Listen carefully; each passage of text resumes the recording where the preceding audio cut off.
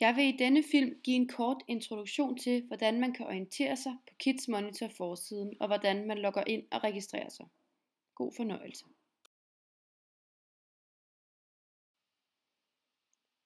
Når man har downloadet Kids Monitor SFO-appen i App Store og hentet den og åbner den for første gang, vil man komme ind på denne side.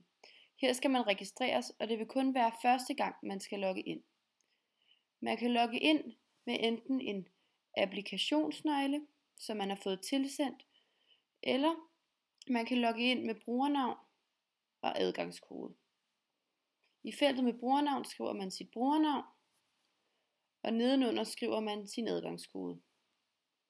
Herefter logger man ind, og man vil efter første gang man har logget ind være husket. Så kommer man ind på forsiden. På forsiden kan man orientere sig om aktiviteter i institutionen oppe i venstre hjørne. Til højre er der en oversigt over alle trin eller klasser i institutionen, og på den nederste del af siden kan man se, hvilke børn der er i institutionen lige nu. Øverst i venstre side kan man læse om aktiviteter i institutionen. For eksempel kan man læse, at Niels har fødselsdag, og han skal give kage. Man kan kigge nærmere på klasserne og gå ind i for eksempel første trin, hvor man kan se hver elev og se på de individuelle hente- og afleveringstider.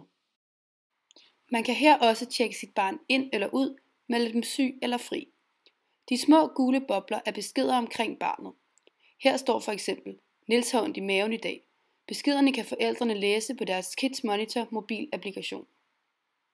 Nederst på siden ses de børn, som stadig er i institutionen. Niels og Johanne er vist i rød skrift, fordi deres afhentningstid er overskredet. Børn, som ikke har overskredet deres afhentningstid, vil stå med sort skrift. Dette var en kort introduktion til forsiden. God fornøjelse med Kids Monitor.